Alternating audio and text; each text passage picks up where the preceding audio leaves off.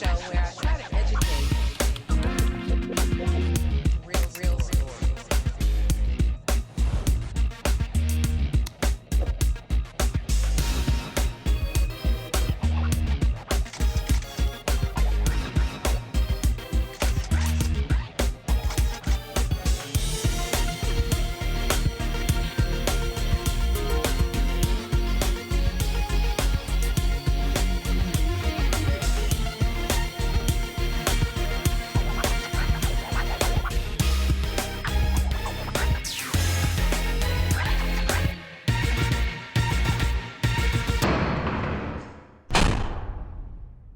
Thank you for watching Truth and Justice with Vivian King. This is our last show of 2024, and we want to wrap up the year talking about politics, talking with our newly elected Constable, Precinct 7, Smokie. But we're just going to talk about whatever we want to talk about, and you all can call us at any time.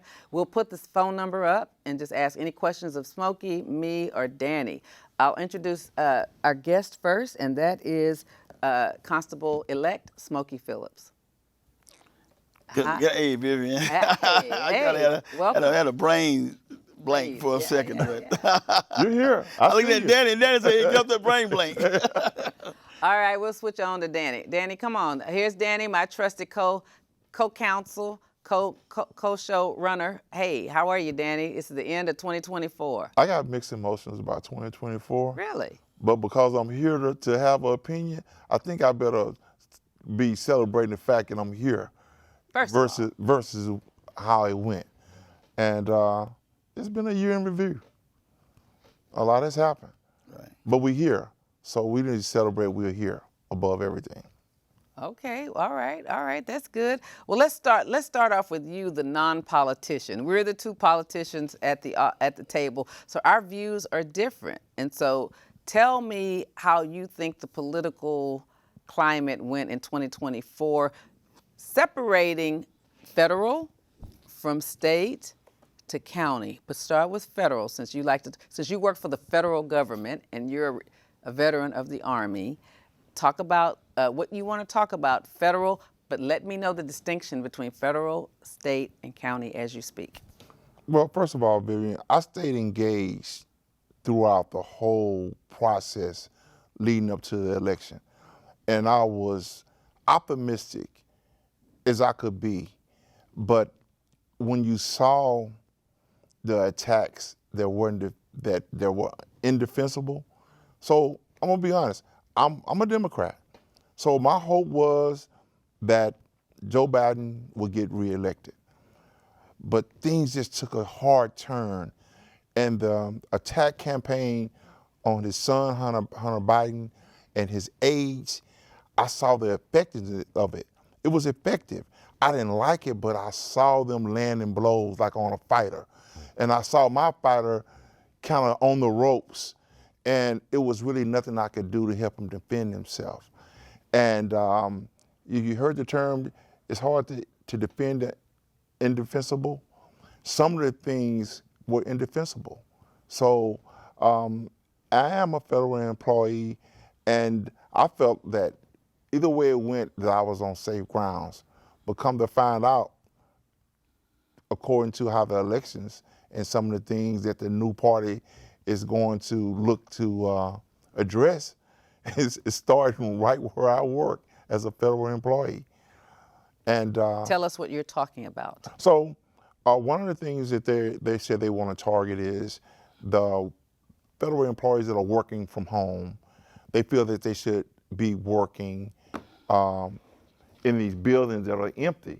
So to their point was, it wasn't the fact that federal employees wasn't working, it was that the buildings were being not used and they had to pay for these buildings, the electricity, and the upkeep of empty buildings. So they're saying you're paying employees to stay home, taxpayers, and the taxpayers are paying for these buildings that are not being used. So they're saying either get rid of the buildings or ask them to come back to work. I thought it was a fair point. I don't work from home, but I think the federal government employs over 600,000 employees. And here in Houston, Where I work, I have 6,000 colleagues. So I don't know how many of them work from home, but they don't notice, that things could change. So that's how they said elections have consequences. At some point, I didn't think it would have any consequences in my life, but it does.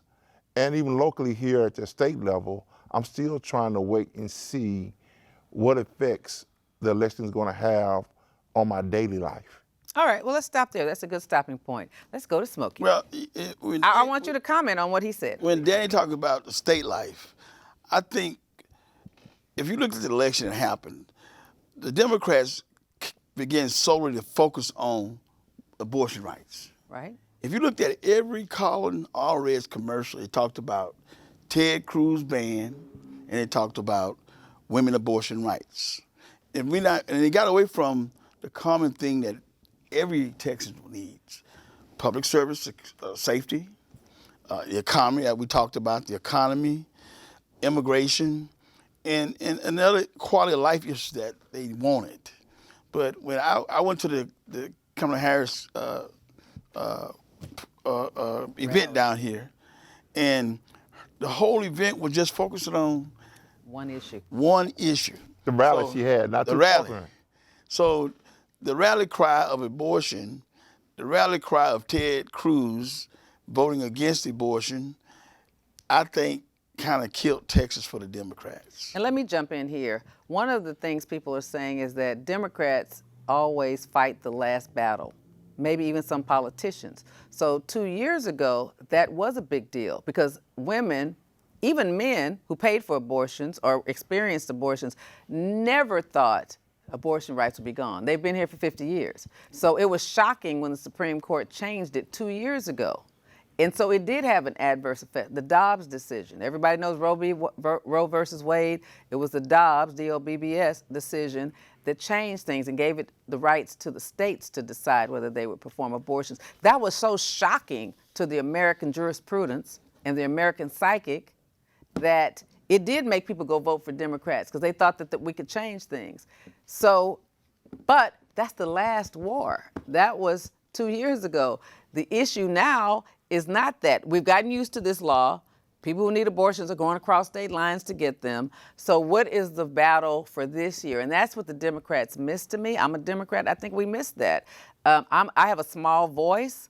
I don't have much money, so I couldn't control our local, state, or federal policies. But as a 32-year criminal lawyer, prosecutor, and defense attorney, I would say our number one issue is crime, especially in a county like ours. People need to feel safe, no matter what side you're on. It had to be public safety. It has to be quality of life, which includes health care. People care about earning a livable wage and being able to support their children without working 2 jobs. That's what we need, and that's what the Democrats should have been talking about. The Democrats have always traditionally been for the middle class, and that part was lost on what she was saying. She could have had 3 things instead of just 1. Right. And so, comment on that, Smokie. Well, I think the commercials that came out, they were people initially thought everybody's not watching those commercials. But when you had millions of dollars coming from outside of Texas to fund those commercials, that tells you something. Right. That the target was on judges in Harris County, especially African-American judges. Yep. Okay?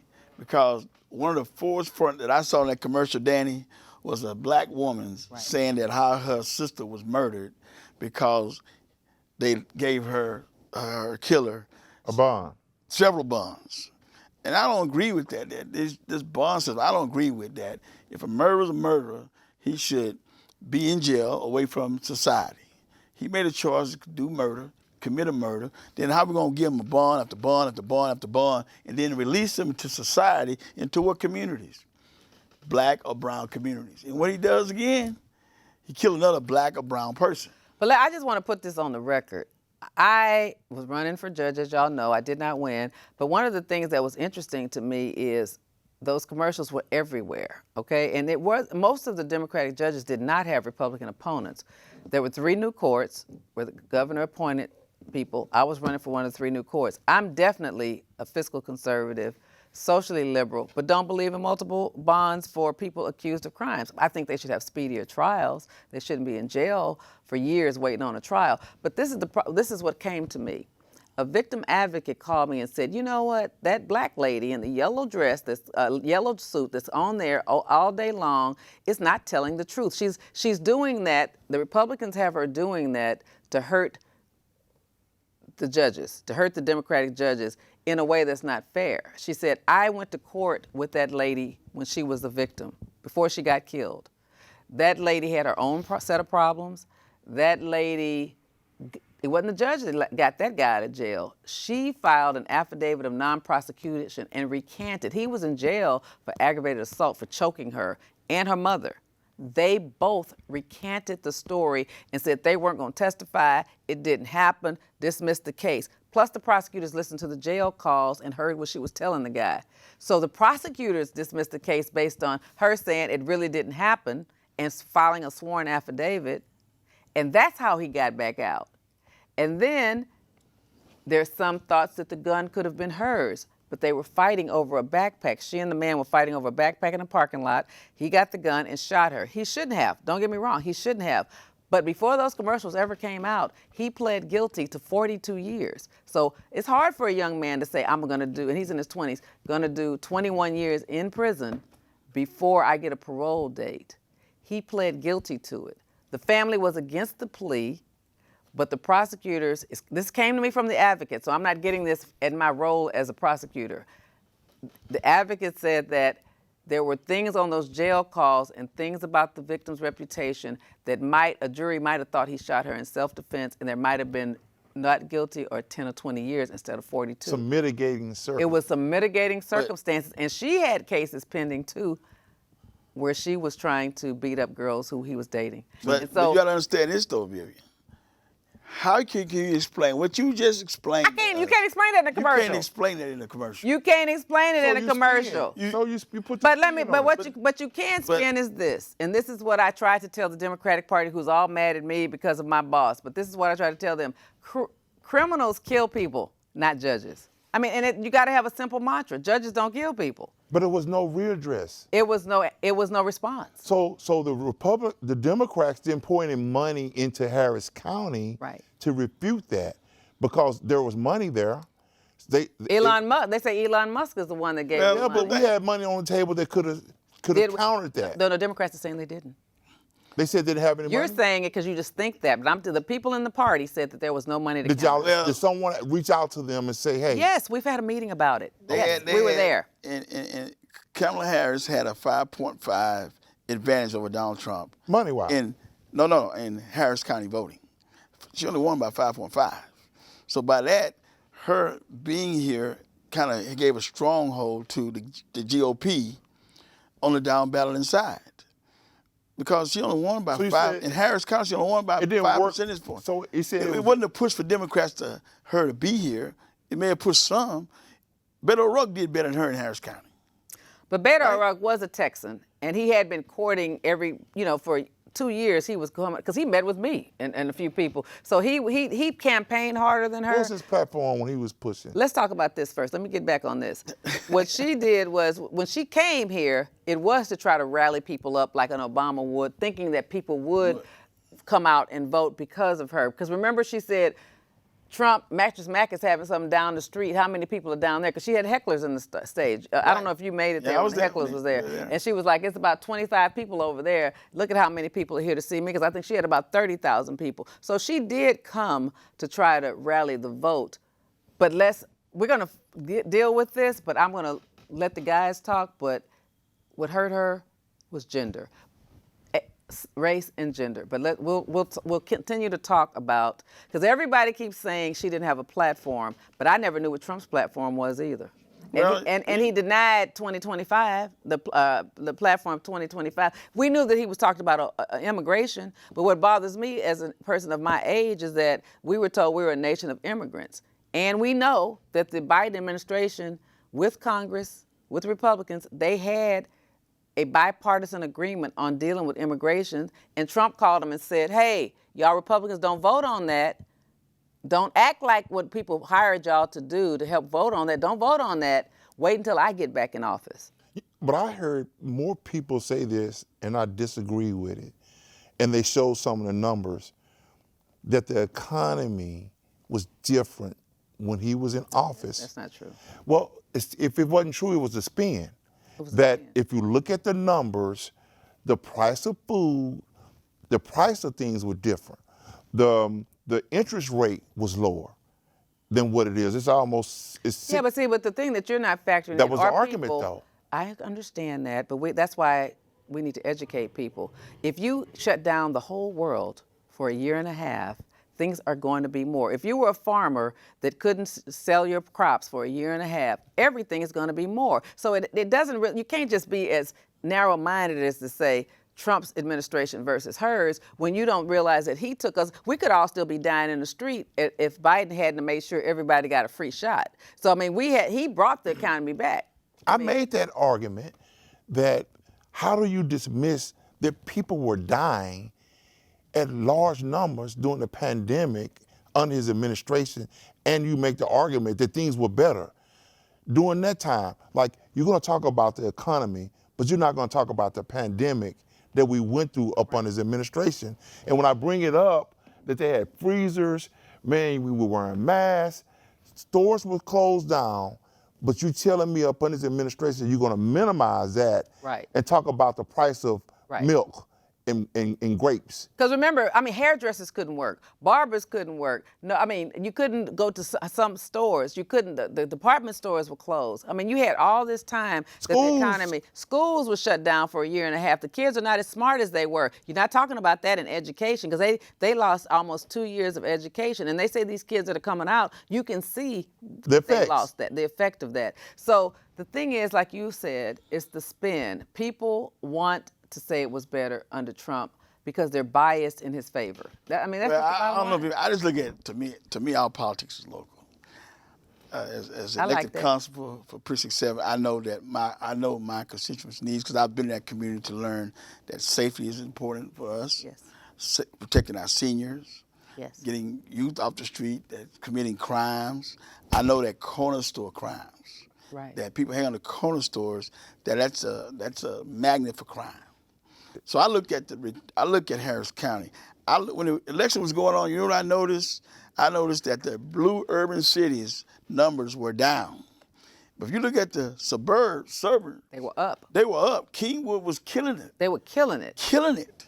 Now, they didn't So- vote that much in March in the primary, but when it came, all of the suburban suburban votes was around Harris killing County the- were killing So it. people must have said more Humble. people came out to vote in the suburban areas Oh, my God. and- Every and- day. than inside the loop. We had daily tolls. They'd have 4,300 a day where we might have 900 in Right. the inner city polls. So- and all the polls, they were killing it. Yeah. So I knew then from the early vote that many Democrats were going to lose because you know that they're going to be voting majority Republican. And me as a Democrat, I talked about it on my Facebook page about the Democratic Party should have made more of an investment than what we did. Right. Because and I just keep going to those commercials because every 2 hours you'll be able to see that commercial on some channel. And they had them on Facebook. They were commercializing on Everything. Facebook. They were sending text messages. But let me just remember this. A wise man told me we always fight the last war. So in 2 years, are we going to be ready to fight the last war? Because the Republicans will come out with this. They're going to amp this up even more. It's going to be similar, but it's going to be amped up. Are we going to be able to fight the last war? Are we going to be able to fight the war in 2 years? What we got to stick to is the middle class, and we got to stick to the fact that everybody wants to be safe. That's what we have to deal with. If we don't deal with that, we can't win because the Democratic Party is based on the uplifting of the middle class. And President Carter was one of the great ones to do it. But you know what I've seen? Dan, we just can't feel overcome. Democrats, I know we're Blue County, to me it's going to turn purple. Well, it's purple now. We can't become overconfident that Right. we're going to win these races in Harris County. We can't become overconfident. Right. We can't become overconfident that we're going to stir these people enthusiasm to come out and vote. We can't be overconfident to take the black vote for granted or this Latino vote for granted. We have to get out there and do the work, man. We got to get on these streets. We got to tell these folks that, hey, we're going to make a change in their communities. When I travel through my precinct in campaigning, they ask me, how does the Democrats make a change for our community? Smokie, how do they make a change? How do they make a change that we've been talking about that crack house on the corner for 10 years, and still that crack house is still on the corner for 10 years, okay? And we had a Democratic city. When I say Democratic city, we had Democratic mayor, we had Democratic city council members, we had Democratic sheriff, we had a Democratic commissioners, prosecutors, but still that crack house on the corner for 10 years. It's many times me as a person called, say, we got a problem, Smokie.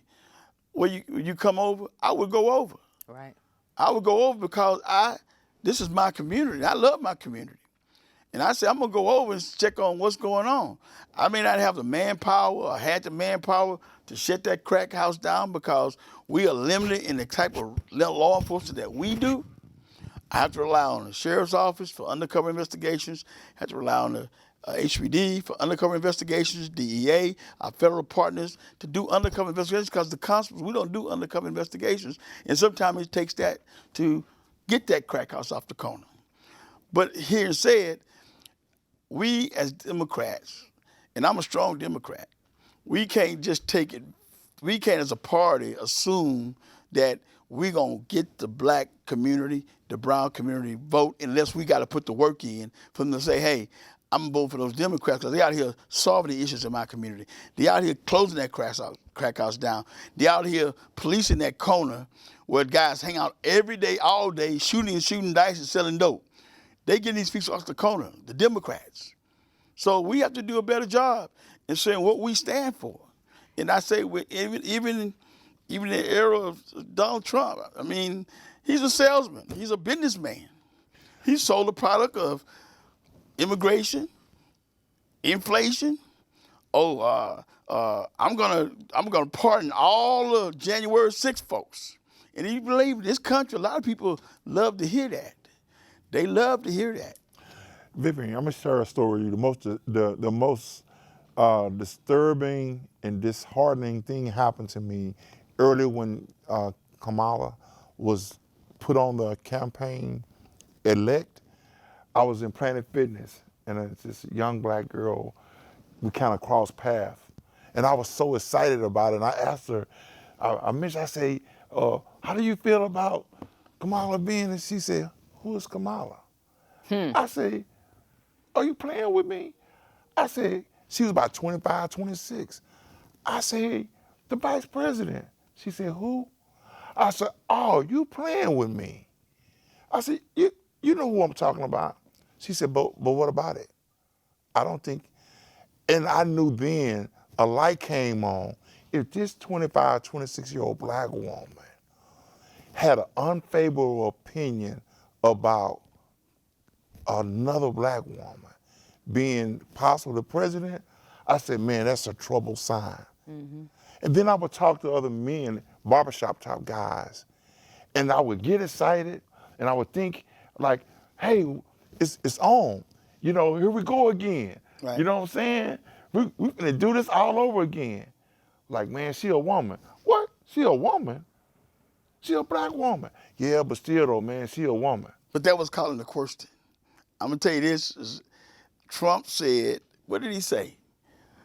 Well, Is she black? Really? Is she black? She was black one day. Is she black? One day she was black, one day she was Asian. This week He she's planted black. that seed. She's He both. planted that seed. But He's she's put both. that spin. But she's both. But he put that, but He did. he put that in the seeds of many people. He So put the that- seed of doubt came in. So I mean, you on Facebook, it was black men saying that, oh, she ain't black.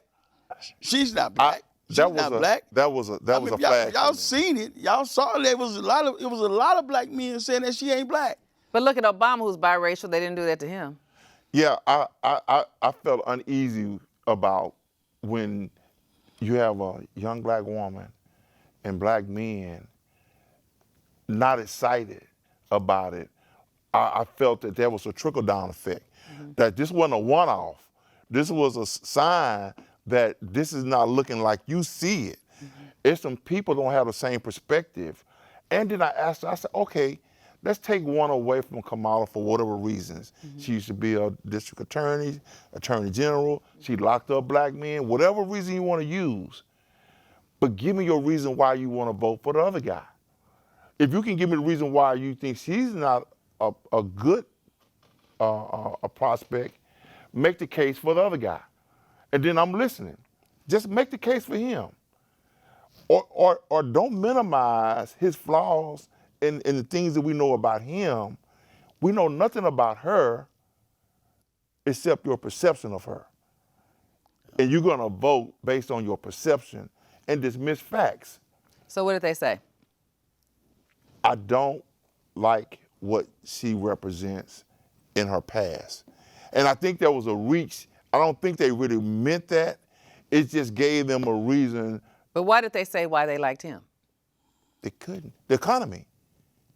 But that's just. I but listen, try to make look, it. okay, Biden. Okay, they let try me to just say this. that things were Biden, better. The economy is great right now. The stock market's never been as high.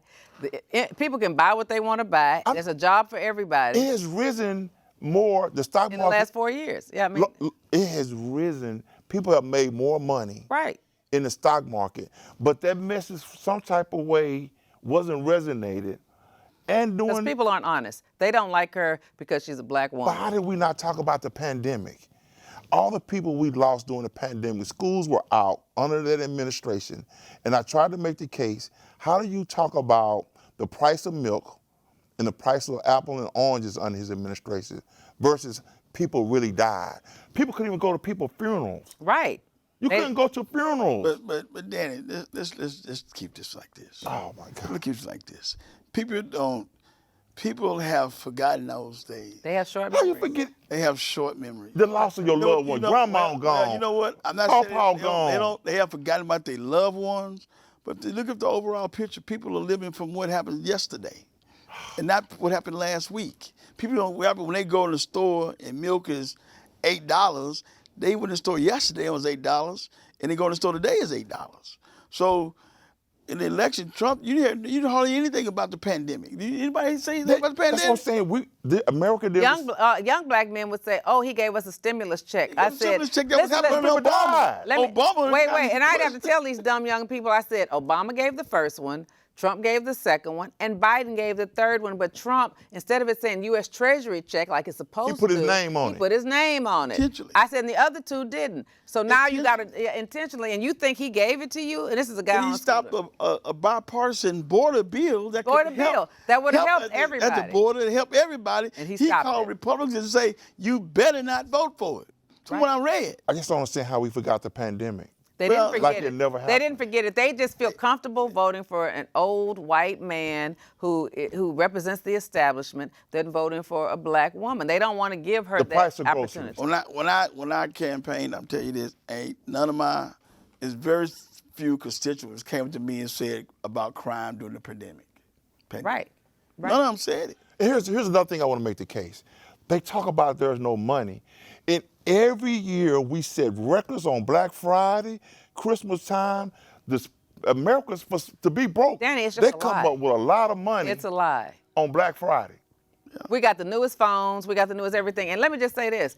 I'm for my white brothers and sisters. I don't want anybody to ever think I'm not. But when you start attacking a woman, most black men who attack her for being involved with crime is like, she started all kind of Initiatives pre-trial to help. diversion programs to help the black community, and people don't even know that. So D.L. Hughley made that popular. He said, "Look, I'd heard that same thing that she dogged out black men, but what people don't understand is I was a prosecutor in the early '90s.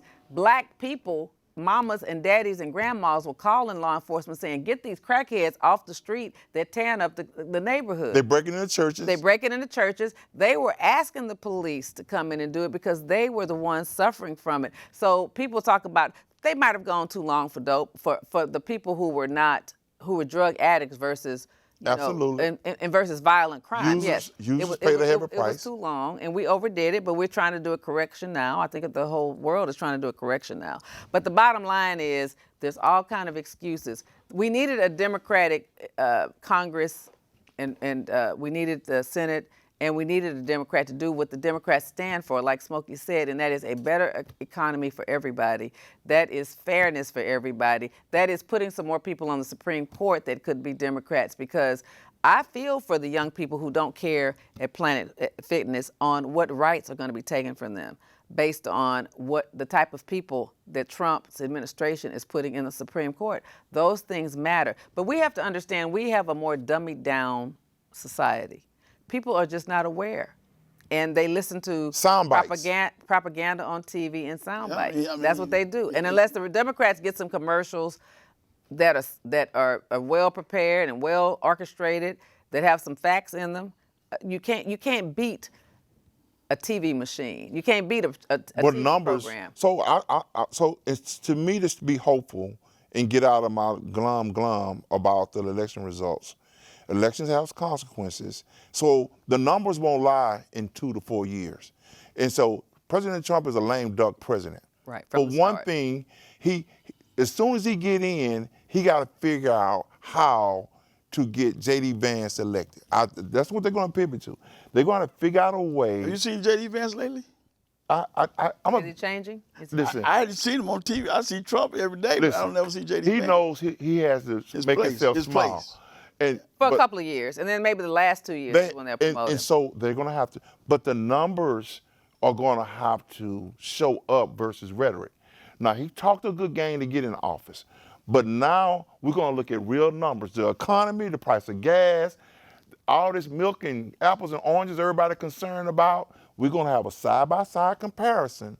When the election comes around, the numbers are going to have to show that my 401k grew, it didn't shrink, the stock market did better. If he institute these tariffs, that the price of things gonna go up, that they go down. Because the next argument going to be is, you were in, but things didn't get better. But let me stop you there, Danny. He was in 4 years ago and nothing got better. He didn't build a wall. He didn't do anything that he's saying he's going to do now. He said he was going to do it 4 years ago and he didn't do it. But nobody holds him to that. But He Biden said got old, though. Wait. Let's not talk about Biden right now. Let me just talk about Trump for a minute. Let's talk about 4 years ago, he said he was going to stop immigration. 4 years ago, he said he was going to build a wall. The same stuff he's saying now, he said 4 years ago. The man got old right in front of our eyes, though, Vivian. I thought they was making it up. But I'm sorry. Why can't you talk to me about what Trump did 4 years ago versus now? I'm just saying they created a narrative that was effective, and I couldn't defend Joe. I know, but we're not trying to talk about the narrative now. We're trying to have a more intelligent My conversation. thing is this, I'm sorry. I want to help you, man. I couldn't figure out I a way to love help national politics. I love state know. politics, but to me, It's county. It's politics is local for me. I agree. And I say local for me because I have to do what I can to change the environment we live in. the environment, make my community safer, make my seniors safer. Well, I'm gonna bring it back. I got to man. bring it. Yeah, let Donald Trump, they're gonna do their thing, but at the end of the day, Smokie Phillips got to do his thing in Precinct 7. Well, let me tell you why I got to bring it back too. And I didn't want to get into this, but let's stop as at this moment. But because I work in the DA's office and everything I got is local. I get 5 or 6 calls a day from community people wanting this, wanting that, wanting to talk about these things. That's what I deal with every day. The same people who probably did vote for me, the ones that's calling, always wanting something. And I'm always trying to research it and evaluate it and help people. Smokie, you know that. Yeah, I'm always trying to help people, just like you. So is crime up or down in Houston? It's bad. It's tough. Let me just tell you this. It doesn't matter from year to year because just like we talked about the pandemic, things affect. The pandemic, the murders were up, but it was more Domestic? lovers. It was domestic. It was domestic because people were home together. At home together. Yeah, but 15 to 25-year-olds are very dangerous. Let me just say that. 15 to 25-year-olds are very dangerous. Because they're not working. Well, they don't care about killing people. I mean, like 15 to 25 years when I grew up, had fist fights, and then they were friends That's Call of next Duty. month. I mean, look, That's Let me Call just of say Duty. this. They were friends a month from now. But now, as soon as somebody has a little skirmish, they could run, get a gun, and end somebody's life. You know why? Because the access of guns is easier now. See, that's a whole Now, we nother- had guns in our house growing up. Yeah, Everybody had guns. now, since constitutional carry, every year, 3,500 guns are possibly reported stolen. Every year, 3,500 guns in Harris County between City of Houston, municipalities, and the county, unincorporated areas, 3,500 plus guns are stolen. Because what happens? The motorists leave them under their seats when they go in the stores. They break in the house and burglarize them. They right there. And then the access to get weapons. Constitutional carry is real.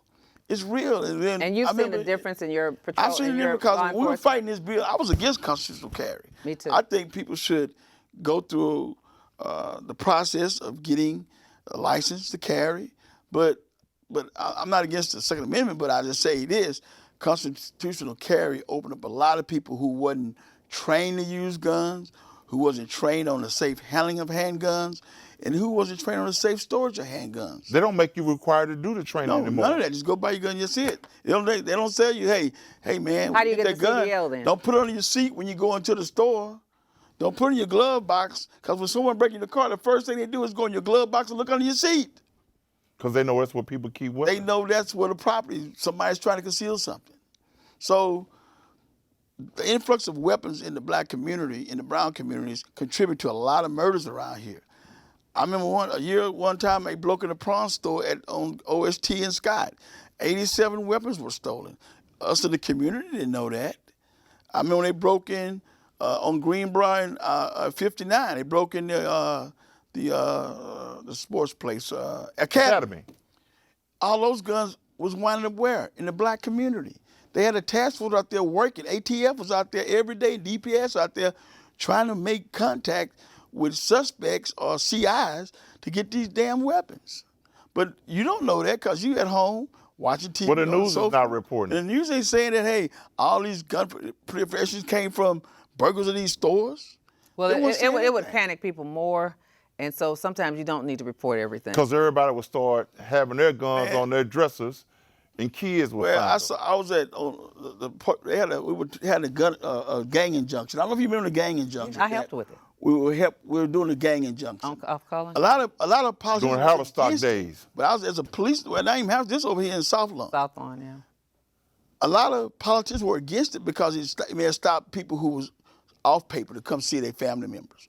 But I was for it because it could create a safe zone for our kids. It was just overbroad. It was could have been overbroad, done. true It just needed to be narrowly But tailored. when I saw that it wasn't. videotape, I don't know if you saw that videotape in South Lawn where they were all on the roofs. I don't know if you ever been. They were all on the roofs with AK-47s, pistols, all kinds of things, shooting a video that was on YouTube. Wow, I And didn't. we see said, look at all these guns over here. That's Where these scary. guys getting all these AK-47s, AR-15s on rooftops? That's scary. And I was talking to a HPD lieutenant the other day about these people they stopping now have these Glock switches with 30 round magazine clips. Wow. With the Glock switch on there. And these officers every day are encountering this kind of stuff. It's awful. They're encountering this kind of stuff every day. I feel sorry for line So officers. it's not getting better, it's getting worse. Because the guns are out there. And if a police officer, you know, when I worked patrolling years, we wore a single vest. Now you got to wear a military vest almost. But it's just the fact that the proliferation of guns in the black community is real. And as a Democratic Party, how do we address to our communities about what we're going to do to make them safe? We can't, when you see these Democratic judges giving bond after bond after bond after bond away On serious on serious crimes. violent offenders. How do we deal with How do we that? deal with it? And the party. The problem with the party too is that we've gone too far left. You know, you making transgender be an issue. Transgenders are important in the community, but that can't be a whole platform. You know what I mean? That's because it's too. How many people is that? 0.1%. I mean, so although we want you included, you can't make that a part of your platform because it muddies up the waters. People are concerned, like you said, about safety. And the Democratic slivers that are saying, give bond, give bond, give bond, they have just a little bitty precinct that's tailored for them. They don't have to worry about the whole county. And so we should be concerned about safety because I look at every murder that is filed every day. I've done it for the last 8 years. They send it to the leadership and it's always, almost always, 80% of the time is black and brown people between the ages of 15 and 25 Now, that are shooting people. I will admit that the left went so far left that it started losing people. Well, how that can were, transgender be the issue? Why don't we, when you put a label on it, I'm just saying a lot of different issues where they just move so to the extreme to ideas and progressiveness that that has nothing to do with being a Democrat anymore. Like, it's almost like y'all creating a whole different another platform that's not Republican or Democrat. You're far left. Let me help you look at it another way. The LGBT community has a strong voting right in the Democratic Party. I love the LGBT community, but they can be kind of rigid in their thoughts. If you don't think exactly like them, they don't want to include you when the Democratic Party has included them. So what everybody has to give in and decide on a single issues that are important. And everybody has a right to be at the table, transgender, straight, all the tags that there are, but we have to talk about the economy. As a former accountant, what upsets me is that we get away from what the government is supposed to do. They collect our taxes for our health, education, and welfare, for everybody, pooling our resources together for that. That's what this economy is based on. And of course, capitalism for the smartest ones are the ones who can create something to become rich. But when we start talking about abortion, and we start talking about, sex changes of people in prison, we start talking about all of these individual issues, that loses the majority of people. Because the majority of people, that's not their issue. The majority of the people, so we have to be dealing with, what are the majority caring about? Our public safety, our education of our schools, the cost of goods, and the ability to make a good living. That's what people care about. And we have to stick to that as Democrats, or get back to that. But As a law enforcement officer, we don't get off in the science of gender changing and all that. It's my job to protect whether you change your gender, whether you LGBTQ, or whether you straight, whatever. And as a prosecutor and as a lawyer too, it's the same. Everybody. And as a lawyer, let me just say this. From other communities. And let me just say that as a lawyer, mine is as a defense attorney to represent. I've represented everybody equally, fairly, and hard. As a prosecutor, I've done. I guess the thing that bothers me is the majority of the community now. Everybody accepts everybody. So gender, whether it's a female, whether it's transgender, whatever it is, should not be an issue because everybody's accepting everybody now. So why is it still an issue? It's an issue when you're having a fight to be accepted, but you're accepted. Everybody's accepted. Same-sex marriage is accepted. So what are we fighting for? We need to be fighting for what our tax dollars go to, because that's what politicians are in charge of. We have to remember that politicians are in charge of our tax dollars. While we're fighting about abortion nationally, locally, whatever, people are spending our tax dollars on things that we have no idea what they're spending it on. Well, so locally and federally, they're locally too. I mean, the people, if the commissioner's court is fighting about something silly, but they're really spending your money on something you have no idea about, and that's your property tax money. Can I ask you this question? Some of the things that President-elect Trump ran on, if he does, how does it affect us negatively or positively? Some of the things he said he's going to do. Is it going to harm us? We're going to come back locally, though. How is it going to affect us locally? Okay, so local. I mean, some things have to trickle down. And so that's why, as politicians or as lawyers and lawmen, we can't worry about the national, because we got to protect people here. We got to protect. If you get in trouble here, we're not worried about what Trump is doing. We're worrying about protecting you here. So if he starts expelling people out this country, he's not going to start just there in Washington, D.C. That's going to be nationally. And then we deal with it. I'm going to say this, Danny. Texas is setting up to be that epicenter for migrants. Deportations. If you notice in the last month or so, Texas is setting out land, 3,000 acres for that. Where's that? Down in by the border. Is it Brownsville, McAllen? Somewhere down the border. I'm just hearing that they're setting up.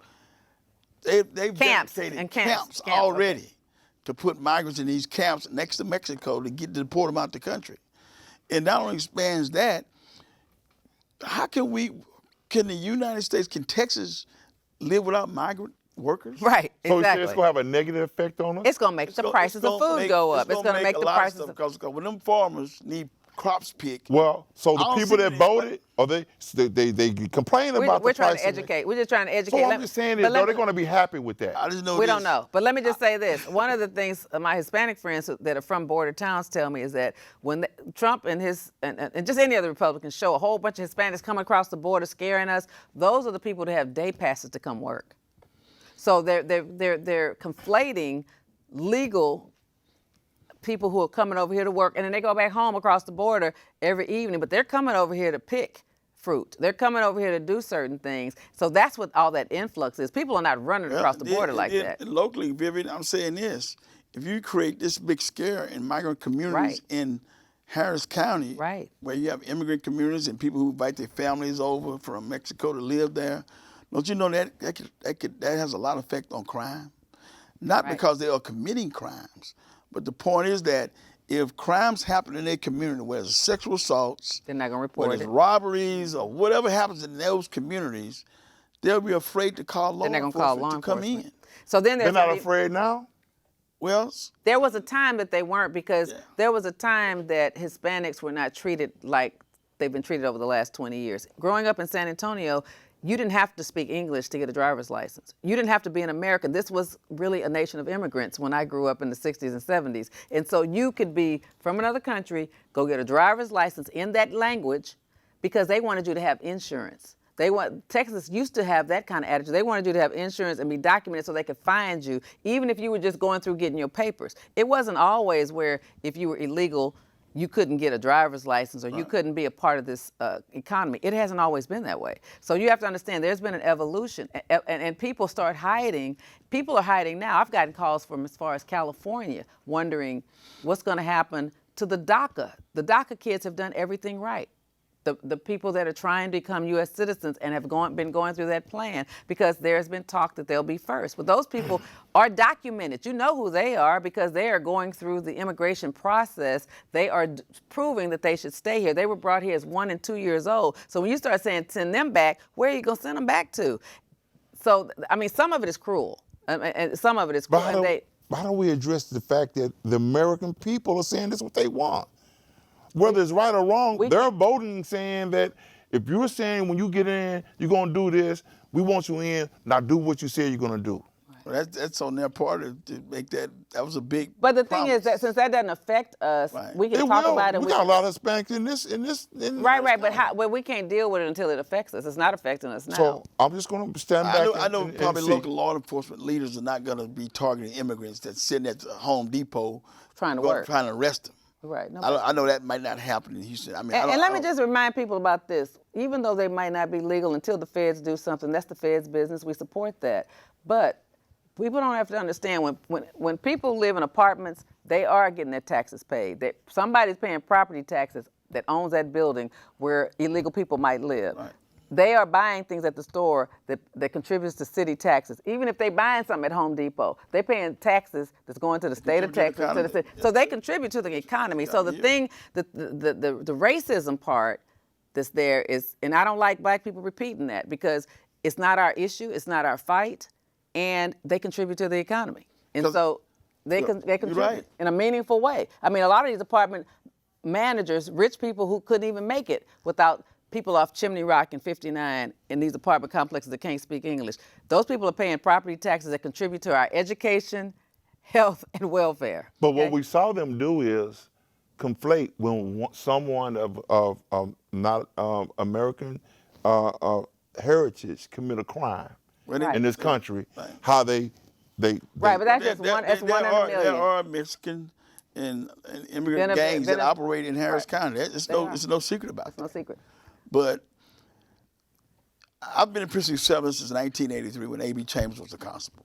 I've seen that whole Precinct 7 community evolve from being maybe 67% African American down to 43, maybe now to around 43% African American.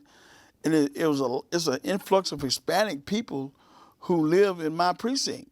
I mean, in my precinct alone, there is a community that has Hispanic names for every street. Right. Those people, I don't want them to be afraid to come talk to my deputies or to law enforcement. Even if you go down toward Cullen and Fellows Road in those areas by a landfill that we were talking about 2 weeks ago, me and Boris Miles, those are Hispanic communities back there. Years ago when I came out here, you didn't see many Hispanic communities out there. Even if you look at Third Ward, the demographics of Third Ward is changing. That's right. You see more white Americans in whites in Third Ward. Exactly. But change is coming.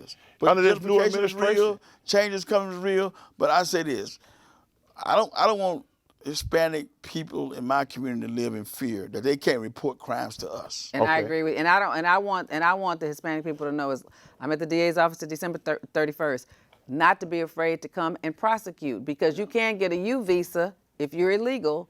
You can get federal protection to testify if you're the victim or you're a witness to a violent crime. The DA's office applies for U visas. Law enforcement can apply for U visas.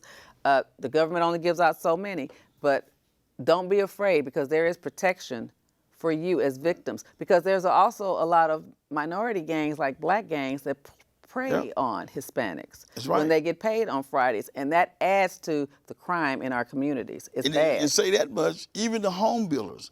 We have a lot of home builders in my precinct, and many home builders call me and say, "Hey, Smokie, can you send a unit by here because my workers got robbed on Friday." They get but they robbed have on black Friday. men who prey on those Hispanic workers who are doing construction work in my communities, and getting robbed by African American men. So, but the work's out there.